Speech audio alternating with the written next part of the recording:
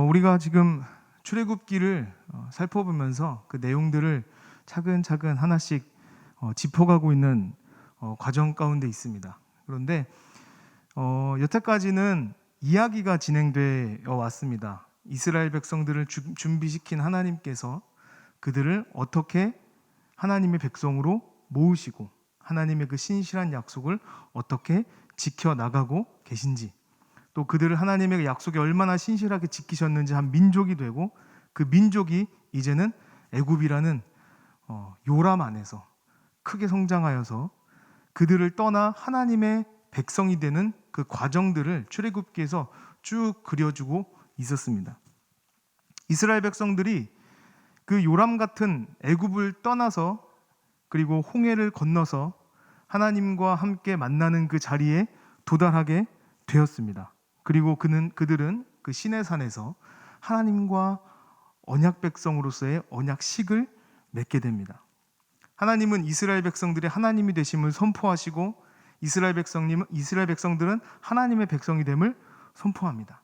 그리고 그 선언하는 자리에서 하나님은 그들에게 언약을 허락하시고 그 말씀들을 그들에게 주시죠.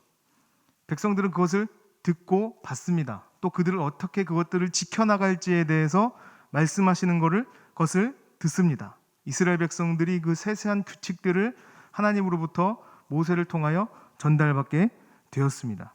그리고 난 후에 드디어 하나님께서는 이스라엘 백성들과 함께 하시겠다라고 그 약속한 것의 상징으로서 하나님의 말씀을 눈에 보이는 성막이라는 이름을 가진 하나의 집으로 하나님이 이스라엘 백성들에게 허락하십니다. 가시적인 도구로 주신 겁니다. 지난번에 제가 설교할 때 우리가 같이 살펴보았듯이 이 성막이라는 것은 하나님이 디자인하시고 하나님이 주신 하나님의 집입니다. 그러니까 사람의 생각, 모세의 지혜로 만든 것이 아니라 하나님께서 이스라엘 백성들에게 주신 장소입니다. 하나님이 함께 하시겠다고 만들어주신 상징입니다.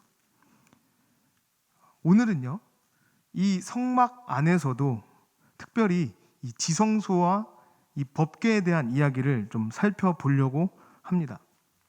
이게 출애굽기의 내용들을 이야기로 쭉 살펴가다가 갑자기 이 뭔가를 만들고 짓고 크기를 이야기하고 누가 이것을 할 것인지에 대해서 이야기하는 장면들이 등장하면 성도님들의 눈꺼풀이 무거워지기 시작합니다. 이야기에서 갑자기 설명으로 들어가기 때문에 그렇습니다. 그런데 이것은 굉장히 중요한 의미를 가지고 있어요.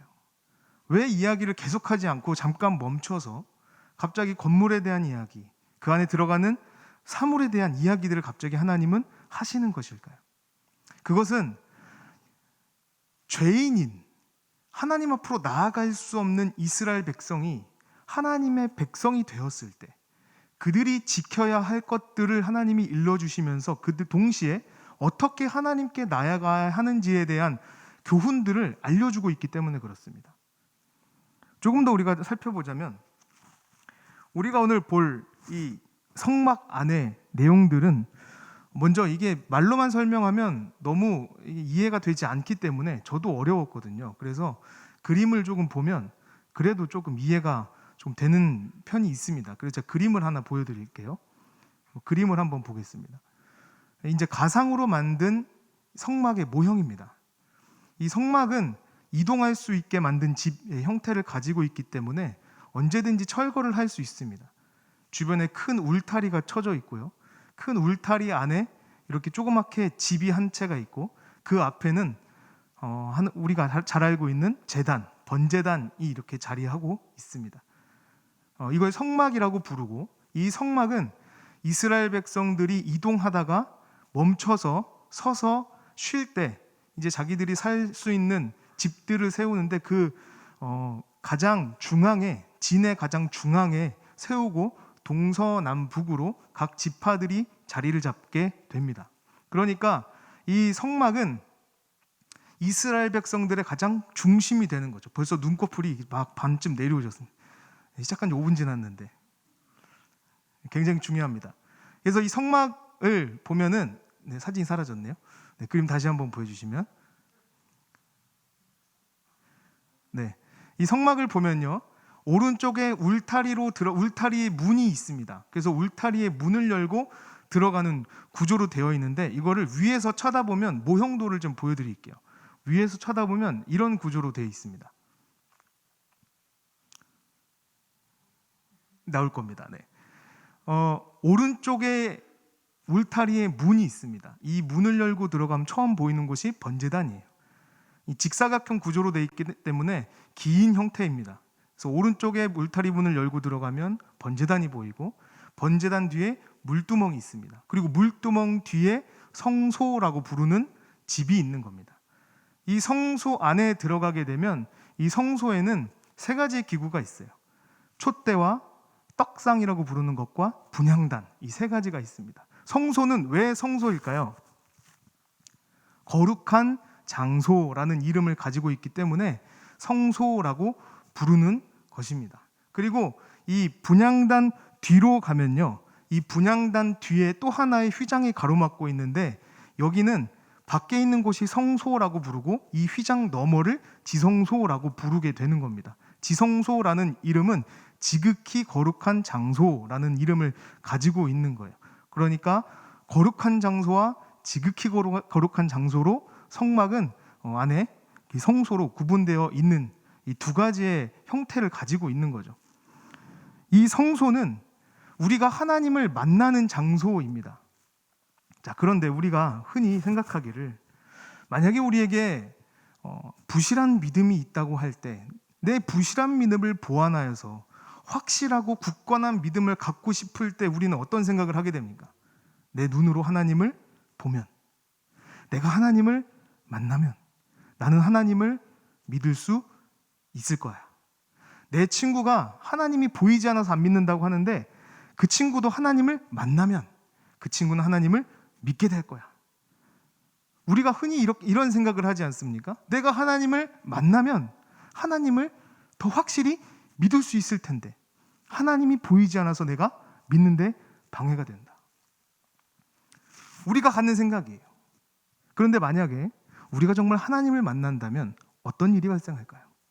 성경에 하나님을 만난 인물들의 이야기들이 등장해요. 이사야 같은 경우에는 하나님의 그 임재 앞에서 화로다 나여 망하게 되었도다, 입술이 부정한 것을 탓하면서 절망의 시리에 빠집니다. 모세를 한번 살펴볼까요? 모세 같은 경우에는 그 하나님의 임재의 그 그림 같은 떨기나무에 불 붙은 그 장면 앞에서도 하나님께서 내가 선 것은 거룩한 곳이니 내 신발을 벗으라라는 그 명령 앞에 얼마나 두렵고 떨렸겠습니까? 하나님의 임재의 그 그림자만 미쳐도 사람은 그 죄인의 그 본성 때문에 빛 되신 하나님 앞에, 참 되신 선 앞에 우리는 죽을 수밖에 없는 존재들인 거예요. 이스라엘 백성들 우리가 살펴보지 않았습니까? 하나님과 그 언약식이라는 굉장히 아름답고 또 우리가 생각할 때 참 거룩한 그런 장소에서, 그 거룩한 장면에서 이스라엘 백성들은 하나님의 그 우레와 같은 그 소리 앞에 두려워 떨기 시작합니다. 그리고 그들이 모세에게 부탁합니다. 우리는 더 이상 이것을 들을 수 없습니다. 죽을 것 같습니다. 그러니 당신이 대신 듣고 우리에게 알려주십시오. 하나님을 만난다는 것은 우리에게 기쁜 일이 아닐 수 있어요.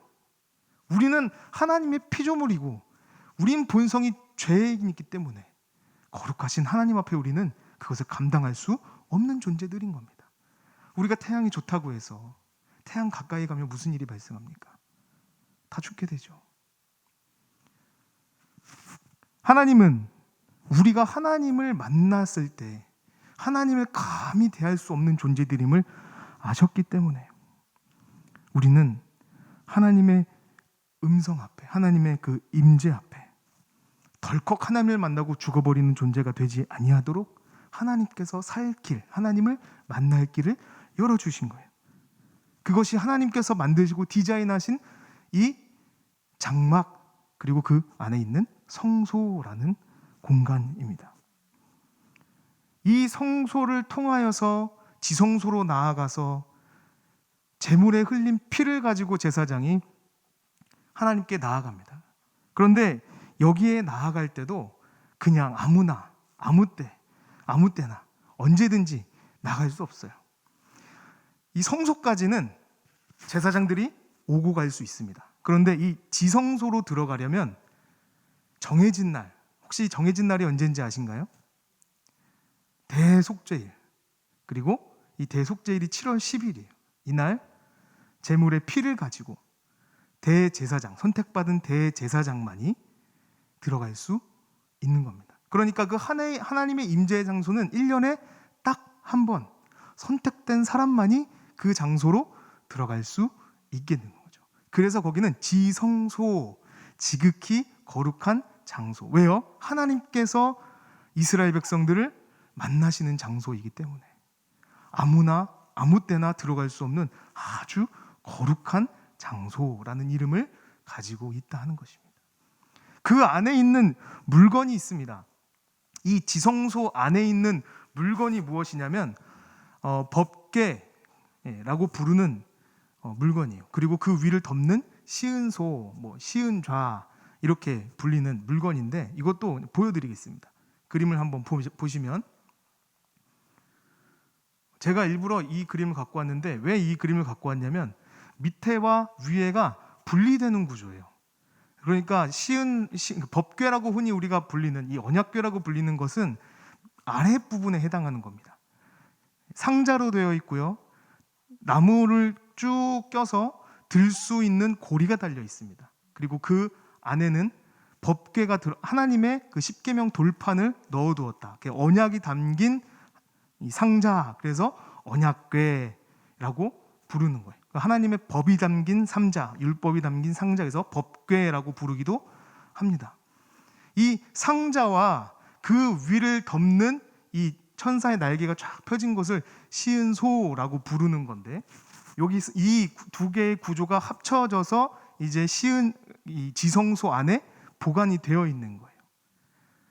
이 위에 이 천사가 날개를 쭉 펼치고 있는 이 곳은 대제사장이 제물의 피를 가지고 와서 이 천사들, 이 그룹이라고 표현하고 있는데 마주보고 있는 천사 위로 붓습니다. 그럼 피가 이 법궤 위로 쫙 흘러 내리게 되는 거예요. 그러면 하나님께서 그 시은소 위에 쫙 임재하시는 겁니다. 하나님이 임재하시는 곳이니까 거룩한 장소가 맞죠. 지극히 거룩한 장소. 그래서 지성소라고 부르는 장소 안에 저 법궤가 들어 있는 거예요. 이 지성소 안에 이 법궤와 이 시은소 또한 하나님께서 말씀하신 그대로, 하나님께서 디자인하신 그대로 지어지는 겁니다. 모세의 지혜나 이스라엘 백성들의 생각이 들어가지 않았어요.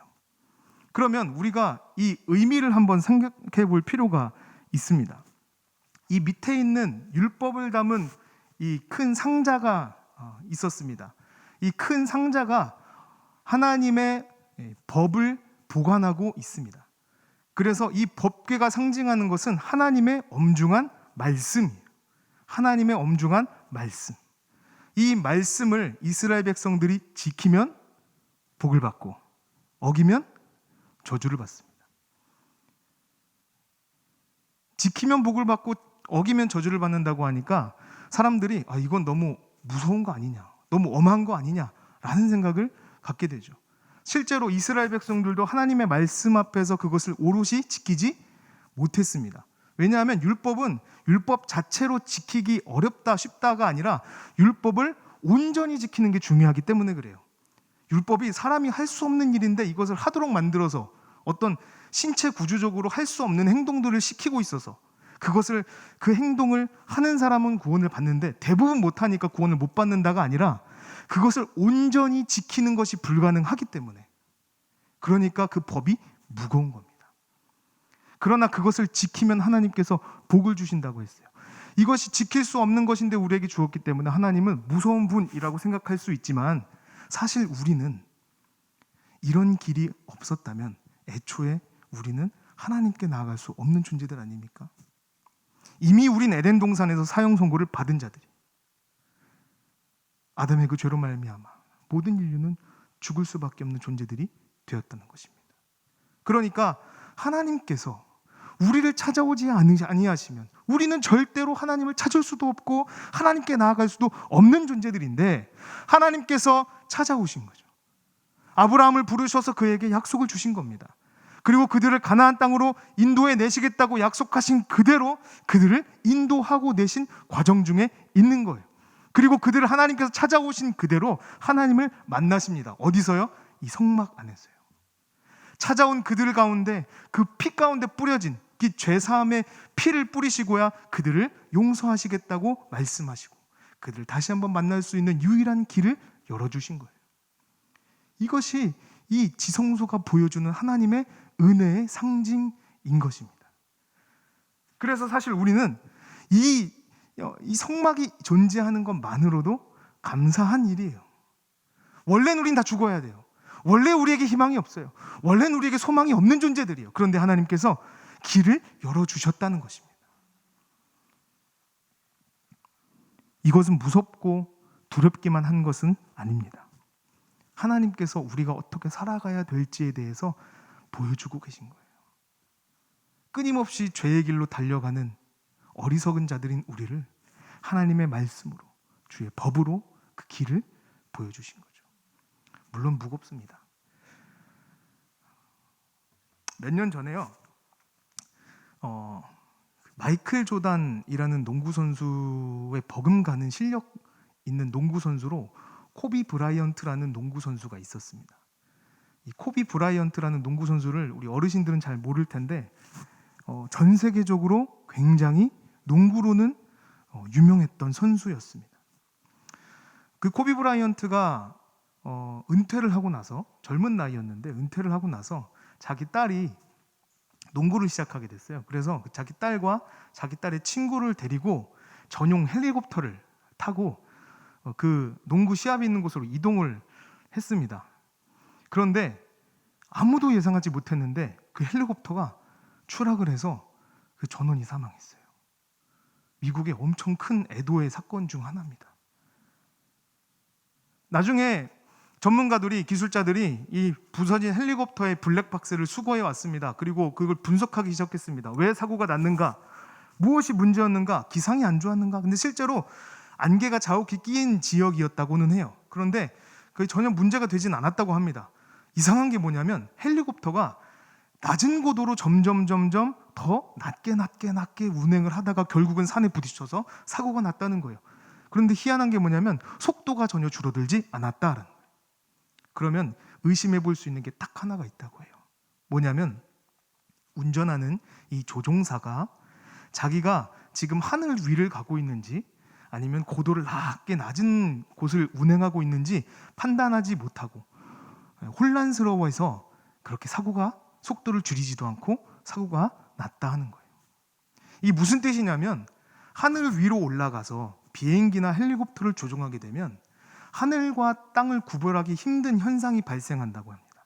그러면 그럴 때는 이 앞에 있는 여러 개의 계기판을 보고 내가 지금 어느 정도로 날고 있는지, 내가 지금 동서남북을 잘 확인하고 있는지, 내가 고도는 잘 맞추고 있는지, 방향은 정확한지를 그 여러 개의 계기판을 보고 확인을 하게 되는 거예요. 그런데 초보 조종사들은 어떤 일이 발생하냐면 이 계기판을 보는 것이 어렵고 눈으로 확인하는 것이 훨씬 간편하고 쉬우니까 계기판을 잘 안 본다는 거예요. 그래서 발생하는 문제가 뭐냐면 하늘과 땅을 분간하지 못해서 내가 고도를 낮춰서 가고 있음에도 불구하고 하늘 위로 가고 있다고 착각하는 현상이 발생하고 그렇게 되면 사고가 난다는 거죠. 율법이라는 것이요, 우리에게 굉장히 두렵고 무서운 것입니다. 하나님은 그 율법을 이스라엘 백성들에게 주시고 그것을 지성소, 거룩한 장소에 두셨어요. 왜 그럴까요? 그것이 무섭고 힘들고 지키기 어려운 것임에도 하나님은 그것만이 살 길이라는 것을 이스라엘 백성들에게 말씀해주고 계시다는 거예요. 사람의 우둔한 생각으로, 우리의 지혜가 아닌 것으로 우리의 삶을 구원할 수 없다라고 말씀하시는 거죠. 그래서 이 법궤에는 하나님의 법을 담고 있는 겁니다. 그런데 이 법궤를 덮고 있는 것이 있어요. 그게 시은소예요. 이 시은소는 두 천사가 날개를 쭉 핀 그 사이로 제물의 피가 쑥 쏟아질 때 하나님이 그 법 위에, 그 무섭고 떨리는 그 법 위에 하나님의 긍휼과 자비를 부어주시는 거예요. 그럼에도 불구하고 은혜로 내가 너희를 구원한다. 그 피가 부어질 때 그것을 깨닫게 하시는 겁니다. 이 구약의 이 법궤의 모델이 뭐냐면 예수 그리스도예요. 예수 그리스도께서 이 땅에 오셨을 때 많은 사람들이 예수님께 질문합니다. 당신은 율법을 폐하러 오셨습니까? 아니다, 나는 율법을 완성하러 왔노라. 그리고 예수님이 보여주신 것이 무엇입니까? 세상 죄를 지고 가는 어린 양이 되어서 십자가에 달리시고 예수 그리스도의 피를 흘리심으로 말미암아 그 피를 흘리시는 그것으로 이제 하나님께 나아갈 수 있는 길이 열리게 되는 거예요. 예수님이 죽으실 때 무슨 일이 나타납니까? 이 지성소와 성소를 가르는 휘장이 둘로 쭉 찢어져요. 이 휘장은요, 사람의 힘으로 찢을 수 있는 것이 아니에요. 얼기설기싸져 있기 때문에 손으로 찢을 수 있는 그런 종류가 아닙니다. 그런데 하나님이 그것을 둘로 완벽하게 나누셨어요. 누구든지 언제든지 하나님 앞에, 그 하나님의 그 은혜의 보좌 앞에 나아갈 수 있게 하나님께서 길을 열어주셨다는 거죠. 한 번에 단번에 완벽한 제사로 말미암아 예수 그리스도의 피로 말미암아 그것이 쏟아졌을 때 누구든지 하나님께 나아갈 수 있게 된 것입니다. 그래서 히브리서 4장 16절에 보면 그러므로 우리는 긍휼하심을 받고 때를 따라 돕는 은혜를 얻기 위하여 은혜의 보좌 앞에, 그 은혜의 보좌가 어디입니까? 예수 그리스도의 피가 쏟아진 십자가 앞에 담대히 나아갈 것이니라. 고핫 자손이 그 언약궤를 들쳐맵니다. 사람들이 그 하나님의 은혜의 상징 법궤를 들쳐매고 요단강을 건넙니다. 전쟁 앞에 선두로 나아갈 때 승리가 보장됩니다. 오늘 우리 이 밤에 우리가 함께 기도할 때 우리는 그 보좌 앞에 담대히 나아갈 수 있는 존재들이 됨을 믿으시길 바랍니다. 우리는 아무것도 없는 자들이 아닙니다. 우리는 그 피를 믿음으로 말미암아 예수 그리스도께서 나를 위하여 그 보좌에서 그 시은소에서 피를 흘리시고 그 십자가의 그 부요를 흘리신 것을 믿고 나아가는 자들에게는 이제 주님의 은혜가 우리에게 부어짐을 경험케 될 줄 믿습니다.